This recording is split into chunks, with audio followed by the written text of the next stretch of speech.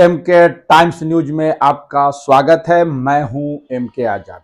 आज हम बात करेंगे उत्तर प्रदेश के डिप्टी सीएम ब्रजेश पाठक के कार्यक्रम में कुर्सियां क्यों खाली हो गई, ये किस ओर इशारा कर रही है। क्या उत्तर प्रदेश में सब कुछ सही नहीं चल रहा है? ये सारी बातों पे आज हम चर्चा करेंगे। जी हाँ, ब्रजेश पाठक कम समय में जो है वो भारतीय जनता पार्टी के उस पादान पे पहुंच गए जहां बहुत दिनों तक लगातार मशक्कत और दरी बिछाते बिछाते और झंडा धोते धोते थक जाने वाले कार्यकर्ता वहां नहीं पहुंच पाए। और अचानक 2016 में जिसकी एंट्री हुई भारतीय जनता पार्टी में, वो शिखर पर पहुंच गए। जहां पर जिस जगह पर पहुंचने का सपना भारतीय जनता पार्टी के उत्तर प्रदेश के कई लोग देखते रह गए। अंदर खाने से जो बात आ रही है कि यही एक बहुत बड़ा कारण है भारतीय जनता पार्टी में असंतुष्टों की संख्या बढ़ रही है। क्योंकि कहते हैं कि जो लोग दरी बिछाते रह गए, झंडा धोते रह गए, वो लास्ट तक दरी बिछाते और झंडा धोते रह गए। बाहर से आए आयातित नेता, यानी जो बाहर से जिस पार्टी में शामिल हो रहे हैं, उनको वो जगह मिल गया, वो मुकाम हासिल हो गया, जिससे उन जो बेसिक आधार पे जो ग्रास रूट पे बैठे हुए जो कार्यकर्ता है या जो काम करने वाले जो कार्यकर्ता है, उसको अंदर से आघात लगता है। लेकिन कहते हैं ना कि पार्टी के आला कमान के आगे सब कुछ चुपचाप सह लेना है। ये एक शोषण का एक बड़ा बड़ा एक गैंग है। ये राजनीतिक पार्टी एक बड़ा व्यवस्थाएं हैं जो कार्यकर्ताओं को हर तरह से शोषण करते हैं। मैं शोषण का बात इसलिए भी कर रहा हूं क्योंकि जितना काम और जिस दिल के साथ और जिस मशक्कत के साथ और जिस शिद्दत के साथ कार्यकर्ता अपने पार्टी के लिए जी जान लगा देते हैं, उनकी नैतिक मूल्य और उनकी आइडियोलॉजी पर जो ग्रास रूट पर लड़ाई कर देते हैं और सरकार की योजनाओं को गांव-गांव और घर तक पहुंचाने का काम कर देते हैं, ऐसे कार्यकर्ता हाशिए में तब आ जाते हैं जब ऊपर के जो लोग बैठे हुए हैं वो लोग आयातित नेताओं को बड़े जगह पर बैठा देते हैं। आज हमारा इशू उधर नहीं है। आज इशू ये है कि ब्रजेश पाठक का एक प्रोग्राम आजमगढ़ संसदीय क्षेत्र के करतालपुर में हुआ था। कहने को तो वो कार्यक्रम जो था वो मोदी जी के 9 साल बेमिसाल कार्यक्रम आयोजित थे, लेकिन इसी बहाने भारतीय जनता पार्टी 2024 के जो कवायदे गढ़ रही है, ये किसी से छुपी हुई बातें नहीं है। तो उसी कार्यक्रम में ब्रजेश पाठक, जिसमें मुख्य अतिथि थे, जो डिप्टी सीएम है और स्वास्थ्य मंत्री है झारखंड सरकार की, उसका जो कार्यक्रम हुआ, उस कार्यक्रम में बड़े पैमाने पे कुर्सियां खाली है, खाली देखी गई। इस बात का प्रमाण मिलता है कि उत्तर प्रदेश में सब कुछ सही नहीं है। कहने को तो ये बात कयास लगाए जा रहे थे कि उत्तर प्रदेश में जो दोनों डिप्टी सीएम है, दोनों की राह अलग अलग है और एक डिप्टी सीएम केशव प्रसाद मौर्य का योगी के साथ में 36 का आंकड़ा है। ये कयास राजनीतिक में है। जब मंच पर आते हैं तो दोनों साफ नजर आते हैं। ये देखने और दिखाने की बात है। कहते हैं कि राजनीति में हाथी के वो दांत जो दिखाई नहीं पड़ते और जो दिखाई पड़ते हैं, दोनों का अलग अलग मायने होते हैं। तो केशव प्रसाद मौर्य जी को हार के बावजूद भी डिप्टी सीएम का पद मिल गया। कहते हैं कि ओबीसी को साधने के लिए इससे बड़ा कोई तंत्र नहीं था। और कहते हैं अंदर खाने में ये बात भी आती है कि किसी तरह योगी को अपने ग्रिप में लाने के लिए, उसको असहज करने के लिए एक नेता की आवश्यकता थी, तो वो केशव प्रसाद मौर्य के रूप में भारतीय जनता पार्टी के वो लोग उनको मोहरा बनाकर बैठे। ऐसे राजनीतिक कयास लगाए जा रहे हैं, इसकी कोई पुष्टि नहीं होती। राजनीति में कयासों का बाजार है, उसी कयास के आधार पर सारी बातें कही और सुनाई जाती है। तो मैं कह रहा था कि ब्रजेश पाठक का आजमगढ़ के करतालपुर में जो कार्यक्रम हुआ, उसमें जो भीड़ नहीं आने की जो वजह बताई गई थी, वो बताई कि भीषण गर्मी थी और कई लोग जो हीट स्ट्रोक से कई लोगों की जानें चली गई, इसीलिए लोग वहां पर नहीं आए। कहते हैं कि कार्यकर्ताओं को छोड़कर आम आदमी का शिरकत इस ओर नहीं आना इस बात की ओर इंगित करता है कि सब कुछ सही नहीं है। 2024 का जो चुनाव है उत्तर प्रदेश, जो मजबूत गढ़ है भारतीय जनता पार्टी के, उसमें सेंधमारी के जो आसार है वो अभी से दिखने लगे हैं। तो क्या इसका असर जो है विपक्षियों के जो महागठबंधन की जो कवायदे चल रही है उसको लेकर है या फिर कुछ और है? वैसे तो अखिलेश यादव का पार्टी सपा का जो संगठन है वो भी मजबूत संगठन है। कांग्रेस के संगठन से मजबूत तो संगठन के बारे में बात करिएगा तो अखिलेश यादव का जरूर है। मायावती हार के बावजूद भी उनका संगठन कांग्रेस से तो बेहतर है, ये बात कहने में कोई तरह की हिचक नहीं है।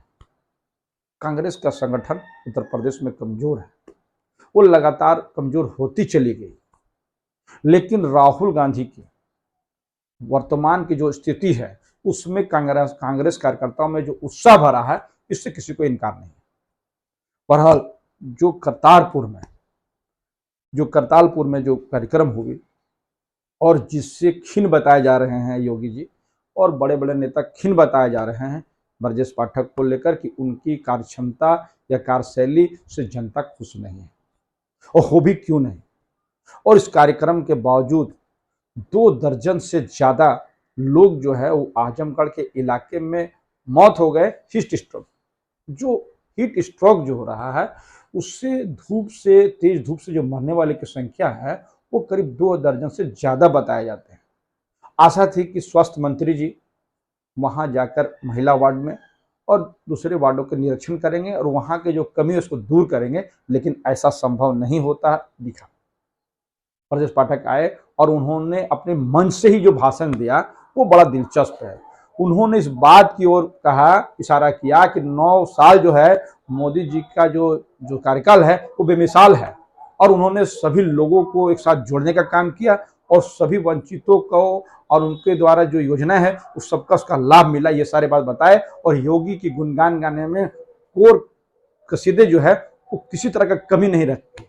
उन्होंने जमकर योगी की भी तारीफ की और उन्होंने कहा कि हीट स्ट्रोक में घबराने की जरूरत नहीं है, सरकार मुस्तैद है और सारी दवाइयां उपलब्ध है, सारे चीज उपलब्ध है। इस बात को भी जो है लगातार जो है आपके ब्रजेश पाठक ने कहा।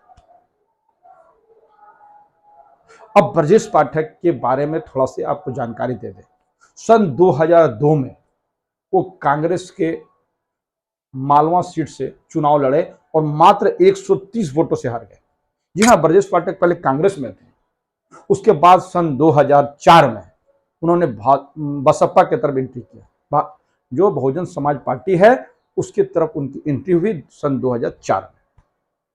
और उसके बाद उनको टिकट मिला 2006 में, उनको टिकट मिला उन्नाव से और पहली बार वो विधानसभा पहुंच गए। बताया जाता है कि करीब 12 साल बसपा में रहे और मायावती उनके काम से इतना खुश हो गई उनको राज्यसभा तक भेजा गया। यह राज्यसभा भेजा जाना पार्टी के वफादारों में और उनकी जरूरत के हिसाब से जो ये किया जाता है, चीजों को जोड़ा जाता है, उसके तहत उसको देखा जाता है। यानी राज्यसभा में पहुंचना अपने आप में पार्टी के वफादार होने की एक बड़ा तमगा जो है वो नजर आता है। तो ब्रजेश पाठक को वो भी नजर आया। लेकिन उसके बाद जो है शुरू होता है ब्रजेश पाठक का खेल। लगातार ब्रजेश पाठक भारतीय जनता पार्टी में बहुजन समाज पार्टी में अपना कार्यकाल, अपने जो कार्यक्षमता है और उनके कार्यशैली है वो करते चले। एक खासियत है ब्रजेश पाठक का, वो मेहनत करने में कमी नहीं करते। उसके बाद सन 2016 का वो घटना है, 24 बताया जाता है कि 24 अक्टूबर समथिंग, हो सकता है कि मेरे डेट में आगे पीछे हो, 24 अक्टूबर का वो बसपा की बहुत बड़ी रैली का आयोजन था और ब्रजेश पाठक मायावती के साथ स्टेज में भी दिखे और कहते हैं उसके दूसरे दिन 25 अक्टूबर को अमित शाह के नेतृत्व में ब्रजेश पाठक ने भारतीय जनता पार्टी का दामन थाम लिया। जी हाँ, बड़ी रैली आयोजन की, कितनी चालाकी से आयोजन हुआ और काफी भीड़ जुटे और उन्होंने बसपा से नाता तोड़ते हुए भारतीय जनता पार्टी की तरफ रुख। 2016 से मात्र कम समय में उनको भी भारतीय जनता पार्टी ने उनके जो कार्यक्षमता है या उनके अंदर जो गुण है या फिर और जो बसपा को परेशान करने की जो नीति हो, लेकिन ब्रजेश पाठक को उन्होंने टिकट दिया और ब्रजेश पाठक विधायक बन गए। और सिर्फ विधायक ही नहीं बने, वो तुरंत जो है उनको मंत्री बना दिया गया। और डिप्टी सीएम जैसे महत्वपूर्ण पदों पे बैठ जाने के बाद ब्रजेश पाठक की जो कद काठी है, वो तो उनका जो ऑरा है वो तो बन ही गया।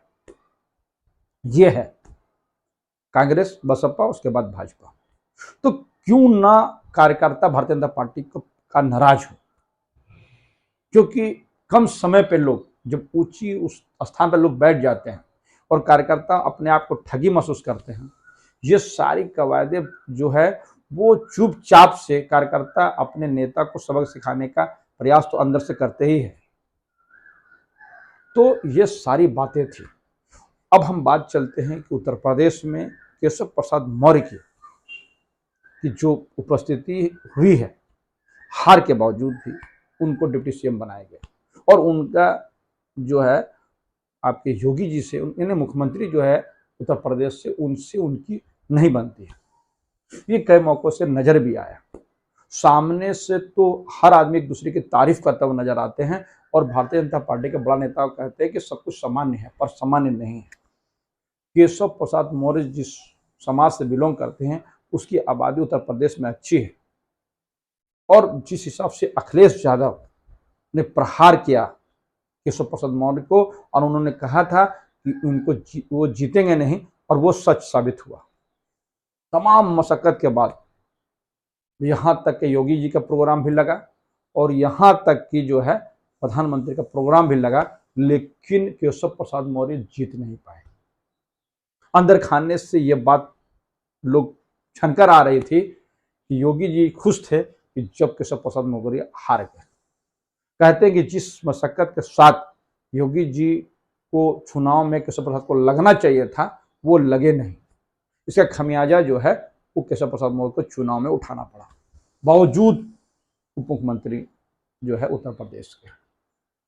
ये सारी कवायदें और ये सारी चीज भारतीय जनता पार्टी के जो कोर कैडर है उनको आघात के रूप में लगा है, इससे किसी को इनकार नहीं है। और उत्तर प्रदेश में कांग्रेस की जो रणनीति है वो तो जबरदस्त है। ये सारी कवायदें उत्तर प्रदेश की जो नींव है जो भारतीय जनता पार्टी के, उसको हिलाने के लिए काफी है। तो क्या ये सारा है केशव प्रसाद मौर्य का जो झगड़ा हो, या फिर ब्रजेश पाठक का भीड़ नहीं जुटना हो? ये सारे कवायद और इशारा कर रहा है कि 2014 से 2019 में जिस तरह लोकसभा में उनकी सीटें घटी, यानी सन 2014 में जो 71 सीट जो है वो जीती थी भारतीय जनता पार्टी, और जब सन 2019 की जो चुनाव हुई उसमें सिर्फ 62 सीट की जीत हुई, 2 सीट अपना दल, और 2014 में 2 सीट भी अपना दल ने जीता था, यानी 73 सीटों का जो है आंकड़ा जो था वो 2014 में भारतीय जनता पार्टी की झोली में गया था, और 2019 में उनकी सीटें कम। बताया जा रहा है कि जिस हिसाब से कांग्रेस पार्टी और अखिलेश यादव की जुगलबंदी, और खासकर जो है चौधरी देवीलाल की जो पार्टी है, जैन चौधरी का, माफ करें, जैन चौधरी की जो पार्टी है लोक दल, उसका जो गठबंधन है वो बड़ा गुल खिलाएगा, इससे किसी को इनकार नहीं। और खड़गे साहब को जो संसद का चुनाव लड़ाने की उत्तर प्रदेश में कवायदे चल रहा है, अगर कांग्रेस इस पर शिद्दत से काम करती है तो निश्चित तौर पर वहां पर भारतीय जनता पार्टी के लिए आसान राह होता हुआ नहीं दिखेगा। वैसे भी 2024 का जो चुनाव है लोकसभा का, वो नरेंद्र मोदी जी और अमित शाह के लिए इतना आसान बिल्कुल नहीं रह गया है। ये सारी जनता अब जो है गाहे बगाहे या सड़कों पर लोग कहते हुए दिख रहे हैं। उनके समर्थक तो कहते हैं कि ठीक है, अभी जो समस्या है, चुनाव आते हो तो ये सारी समस्या का निदान जो है वो नरेंद्र मोदी अमित शाह जी कर लेंगे। वो तो आने वाला वक्त में बताएगा कि ऊंट किस करवट बैठ रहा है। लेकिन जो इशारे हैं और राजनीतिक गलियारों पे उसकी चर्चा तो हो ही जाती है। और इधर नीतीश कुमार ने बिहार में एक मास्टर स्ट्रोक चल दिया है। कहते हैं कि लगातार नीतीश कुमार ने जिस हिसाब से जो है गठबंधन को, जो विभिन्न मतों का अंतर, मतलब मतांतर के बाद भी जिस तरह से इकट्ठा कर दिया नीतीश कुमार जी बिहार में, और उसके बाद बिहार में वो शिक्षकों की भर्ती जो बोर्ड है उसमें जो संशोधन किए हैं, उन्होंने कहा कि इस मामले पे अब कोई भी राज्य के लोग बिहार में शिक्षक बन सकते हैं। यानी उन्होंने स्थानीयता का जो मुद्दा था, जन स्थानीय होने के जो मुद्दे थे, उन्होंने शिक्षकों पे हटा दिया। 1,78,000 शिक्षकों की भर्ती करने की कवायदें वहां चल रही है। इसी बीच में नीतीश कुमार का ये जो स्ट्रोक है, इसको मास्टर स्ट्रोक के रूप में देखा जा रहा है कि भारत के सभी लोग एक हैं। ये इंडिकेट करने की कोशिश हुई। इसकी शुरुआत जो की गई है वो शिक्षकों की भर्ती बोर्ड में जो संशोधन हुआ है, बोर्ड में जो संशोधन किया कराए गए हैं, उसको उसी रूप में देखा जा रहा है। और उसका प्रचार प्रसार भी नीतीश कुमार जी बिहार में बड़ी जोर से किए और 1,78,000 का एक बार शिक्षकों की बहाली निश्चित तौर पर जो भारतीय जनता पार्टी को जिस हिसाब से घेरने के काम करती है, जैसे खासकर नीतीश कुमार जी और लालू प्रसाद के बेटे जो है तेजस्वी यादव जी, वो जिस तरह के घेरने की कोशिश करते हैं कि वर्तमान सरकार जो है रोजगार देने में असफल हुई और पकोड़ा बेचना रोजगार में गिनती होने लगा, ये सारे जो है वो परपैतरे जो है वो सारे नुकसान के रूप में भारतीय जनता पार्टी को दिखाया जाता है कि ये रोजगार देने में विफल रही, इस सांप्रदायिक सौहार्द करने में सरकार विफल रही। ये सारे जो है आरोप जो है वो नीतीश कुमार और लालू प्रसाद यादव की पार्टी राष्ट्रीय जनता दल लगातार जो है वो करते रही। और मैं जो है कहते हैं कि मैं यानी नीतीश कुमार जी कहते हैं कि मैं रोजगार देने में सफल होता हुआ दिखूंगा। ये तो शुरुआत है। कहते हैं कि जो है तेजस्वी यादव ने बिहार में जो 9 लाख के बारे में बातचीत किया था कि हम रोजगार लोगों को देंगे, उसी और बढ़ता हुआ एक कदम है। तो हर लोग मास्टर स्ट्रोक चल रहा है। भारतीय जनता पार्टी एक मास्टर स्ट्रोक जो चलने वाली है वो कॉमन सिविल कोड को लेकर, यूसीसी के बारे में, जो है यूनिफॉर्म सिविल कोड के बारे में जो मास्टर स्ट्रोक चलने वाली है वो भी आपको दिखेगा। और अनकरीब आप देखिएगा कि जो जाति जनगणना की बात जो राहुल गांधी ने उठाया, वो भी एक कार्ड आपको नजर आएगा। संभावनाएं बनी है। 2024 की जो लड़ाई है वो इतना आसान नहीं है। तो हमारा ये वीडियोस कैसा लगा अपने कमेंट्स बॉक्स में जरूर कमेंट्स करें। जिन्होंने अभी तक हमारे न्यूज़ को सब्सक्राइब नहीं किया, उससे मेरा निवेदन है कि सब्सक्राइब कर दें। नमस्कार।